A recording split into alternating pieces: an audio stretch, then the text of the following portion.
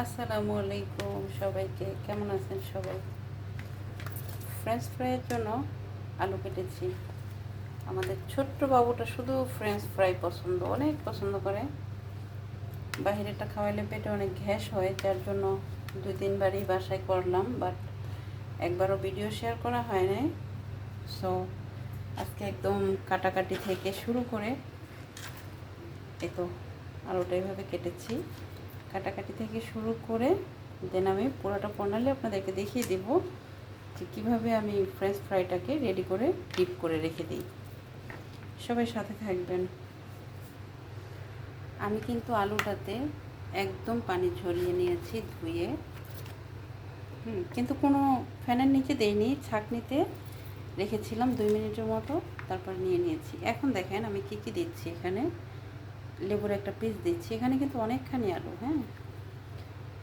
তো লেবুর একটা পিস আমি দিয়ে দিব, পুরোটা দিব একদম চিপে। লেবুটা চিপড়ানো পুরোটা কমপ্লিট। এখন দিব একটু মরিচের গুঁড়া, পরিমাণ মতো লবণ।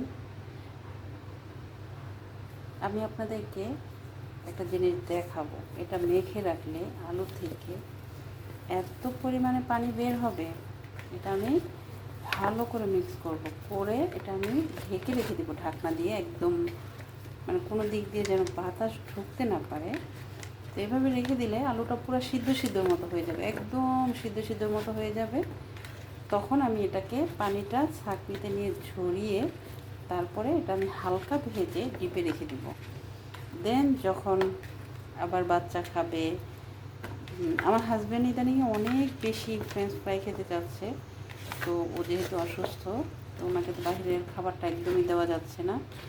সো ওনার জন্যই বেশি এগুলো হাতে বানানো হয়, আর ছোটো বাবুটার জন্য মেনলি। তো স্পেশাল এই দুইজনই, বাকি সবাই খাচ্ছে, বাট ওরাই দুইজন হচ্ছে স্পেশাল। সো আমি মরিচের গুঁড়াটা কিন্তু ঝালের জন্য দিইনি, এটা একটু কালো কালো হয়ে যায়। সো কালোটা যেন না হয় সেই জন্য মরিচের গুঁড়াটা ইউজ করা হয়েছে। সো এটাকে আমি এখন একটু ঢাক দিয়ে রাখবো। 5 মিনিট পরে এটাকে আবার নাড়বো, আর আপনাদেরকে দেখাবো যে কী পরিমাণে পানি বের হয়েছে। এখানে আমি কোনো পানি ইউজ করবো না, বাট তারপরও প্রচুর পরিমাণে পানি বের হবে। অলরেডি শুরু হয়ে গেছে পানি বের হওয়া, অলরেডি পানি বের হচ্ছে। লেবু আর লবণের কারণে অনেক পানি বের হবে আস্তে আস্তে। দেখছেন আমি একটু কাত করাতে বোঝা যাচ্ছে কত পরিমাণে। এইটা আমি দেখাবো আরও আপনাদেরকে যে আলুটা কেমন নরম হয়ে কী পরিমাণে পানিটা বের হয়। সো সবাই সাথে থাকেন, দেখব কীভাবে। আর ফ্রেঞ্চ ফ্রাইটা খেতে লেবুর কারণে এতটা টেস্টি হয় যে বলে বোঝাতে পারবো না। নিজের খাবার তাই নিজে প্রশংসা করতেছি তা না, ফ্রেঞ্চ ফ্রাইটা অনেক টেস্টি হয়, এভাবে বানিয়ে দেখবেন।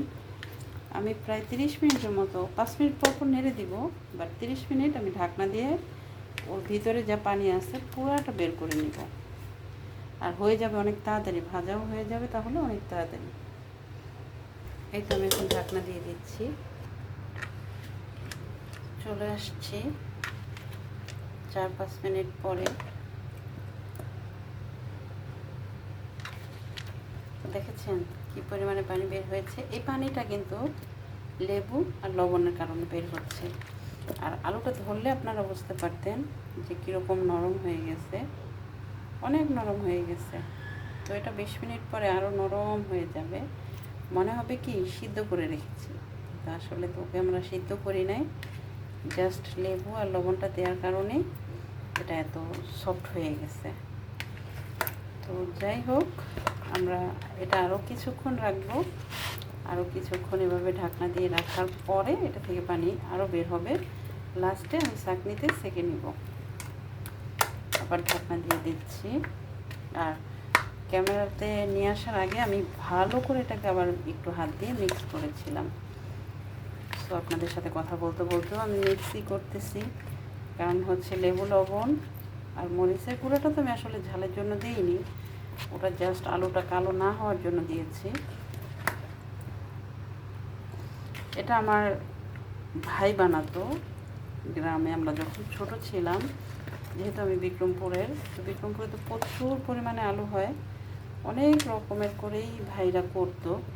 কিন্তু এই ফ্রেঞ্চ ফ্রাইটার মতো মজা বাট আমি কখনো করি নাই। বেবির জন্য ইদানিংয়ে করতে হচ্ছে, বেবিটা শুধু ফ্রেঞ্চ ফ্রাই, বাইরে গেলেও ফ্রেঞ্চ ফ্রাই। তো আবার দেখতেছি ওর পাপা অনেক বেশি ইদানিংয়ে ফ্রেঞ্চ ফ্রাইয়ের প্রতি দেখতেছে।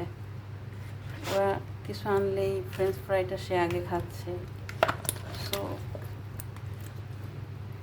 বানায়া যখন ওদেরকে দিয়েছি, সবাই খেয়ে মানে কি বলবো। তো ঢাকনা দিয়ে রাখি আরও কিছুক্ষণ, ঘুরে আসবো এখনই। আবার ঘরে চলে আসলাম। এখানে আমি চাটনিটাও রেডি করে ফেলছি। অনেক পানি ওইদিকে চুলাতে দিয়ে দিয়েছি কড়াই গরম হওয়ার জন্য।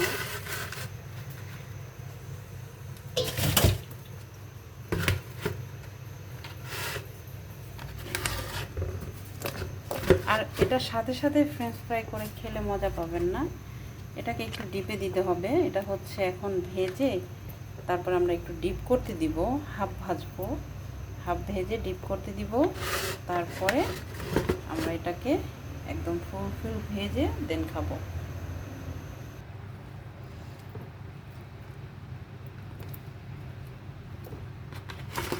পানি কতবার ফেললাম, তারপরও পানি পড়তেই আছে এখনো।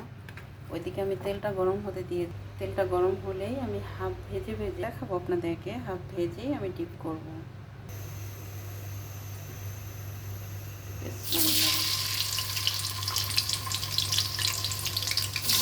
এখন রাতের 1টা বাজে, বেবি ঘুমাচ্ছে, সবাই ঘুমাচ্ছে।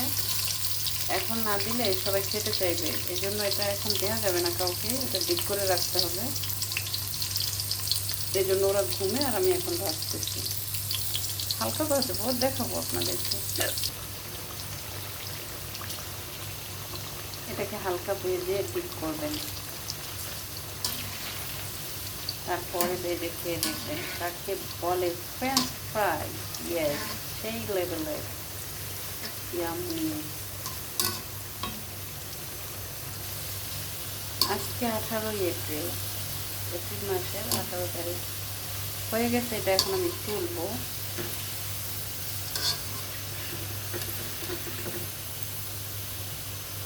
আহারে ভেঙে যাচ্ছে।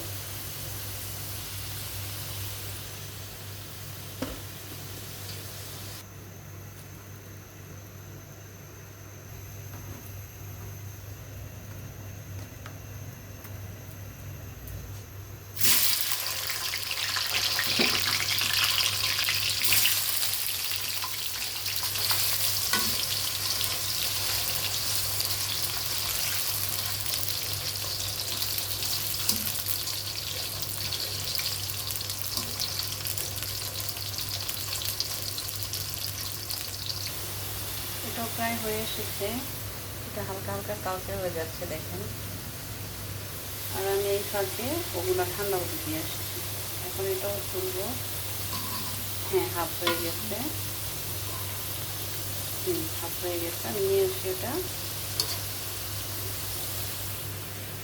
এটা আমি ঠান্ডা হতে দিয়ে এসেছিলাম ওখানে, ফ্যান ছেড়ে ডাইনিংয়ে।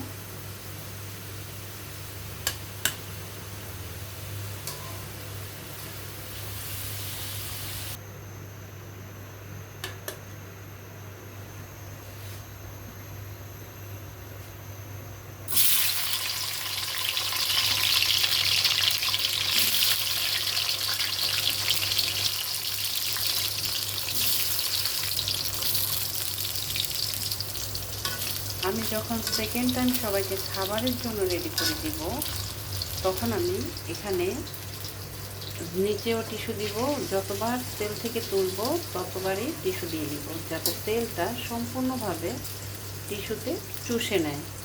এখন আমি টিস্যু দিচ্ছি না, কারণ আমি এভাবেই ডিপে রেখে দিব। এটা এখন আবার ঠান্ডা হতে দিয়ে দিব।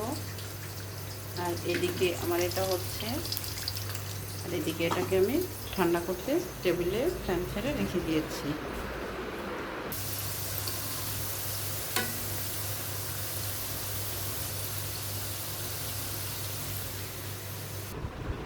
এই তো রেডি আমার ফ্রেঞ্চ ফ্রাই, বাট এটা এখন কেউ খাবে না, এটা আমি ডিপে রেখে দিব, দেন কালকে এটা সবাই খাবেন। এখন শুধু উপরে আমি একটা পলি দিয়ে এভাবেই ডিপে রেখে দিব একটু ঠান্ডা হলে।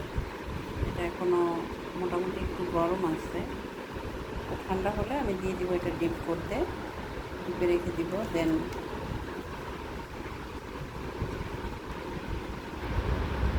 কালকে ইনশাআল্লাহ যখন সবাই খাবে দেখাবো ইনশাআল্লাহ।